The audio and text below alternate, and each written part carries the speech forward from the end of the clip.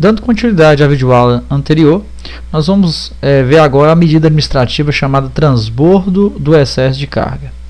O transbordo do excesso de carga, ela seria uma medida utilizada para que o veículo possa prosseguir viagem. Está previsto no artigo 275, condição para que o veículo possa prosseguir viagem.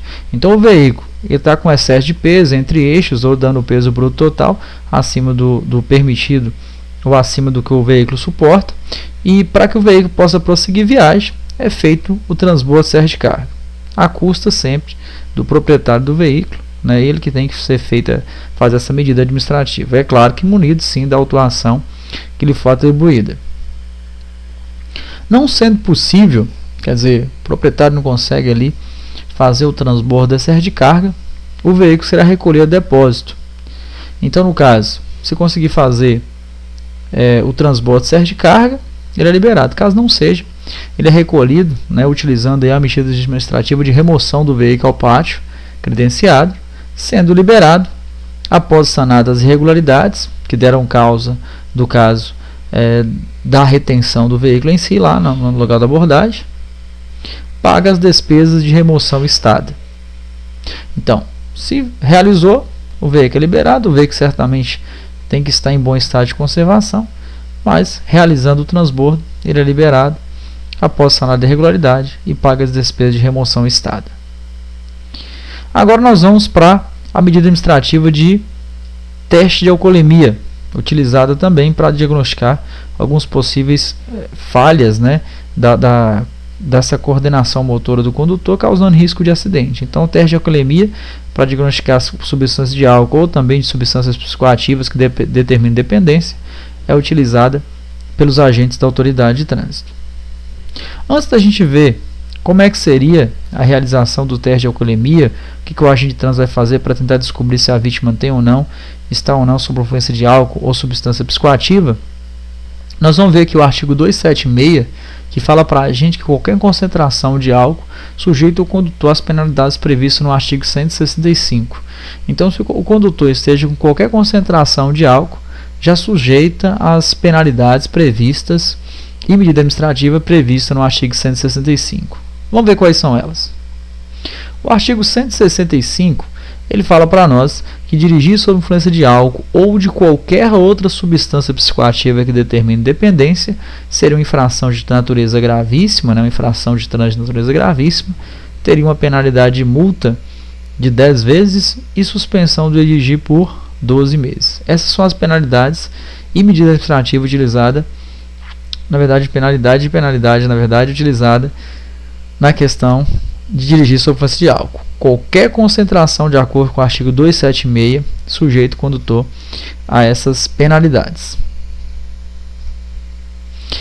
A realização de teste de alcoolemia, condutor envolvido em acidente ou fiscalização, ele poderá ser submetido a testes aí feitos pelo agente da autoridade de trânsito, exames clínicos em laboratórios especializados, a perícia, que é conhecido como bafômetro, né, que o nome correto para ele é etilômetro, é a perícia também que o agente de trânsito pode utilizar aí para que comprove a influência de álcools.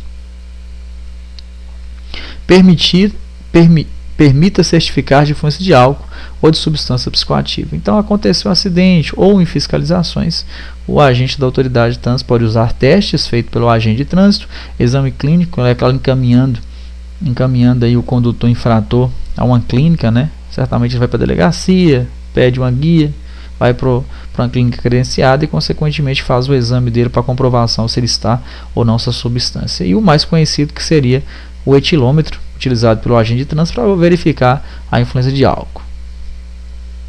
Poderá ser caracterizado também, né, na verdade, talvez ele recusa-se, né, a submeter o exame, poderá ser caracterizado também mediante imagens, vídeo, alteração de capacidade psicomotora. Então, também, hoje é aceito, né, de acordo com o artigo 277, parágrafo 2º, é aceito imagens, vídeos e alteração de capacidade psicomotora. Essa alteração de capacidade psicomotora também é alterada. Poderá comprovação também de o condutor não estar em condições de dirigir seu veículo, consequentemente sendo aplicadas as sanções previstas. O condutor ele pode se recusar em fazer em qualquer um dos testes que a gente viu anteriormente. Então, no caso, o condutor que se recusar a submeter-se a qualquer dos procedimentos previstos no capítulo anterior, que é 277, qualquer teste, perícia, tudo que o agente de trânsito tentou fazer para observar se ele está com alguma substância psicoativa, ele pode recusar-se. Só que, se ele recusar-se, o agente da autoridade de trânsito ele tem embasamento legal para aplicar o que está previsto no artigo 165A. Lembra lá no artigo 165, o que são as punições se o condutor dirige sob influência de álcool ou substância psicoativa? Infração gravíssima, multa vezes 10, suspensão de dirigir por 12 meses.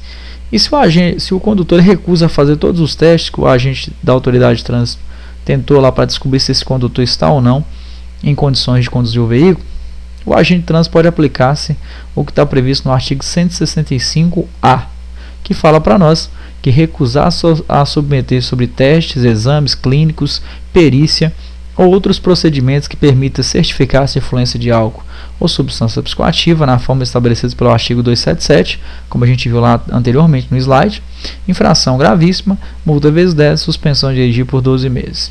Então, na prática, dá no mesmo.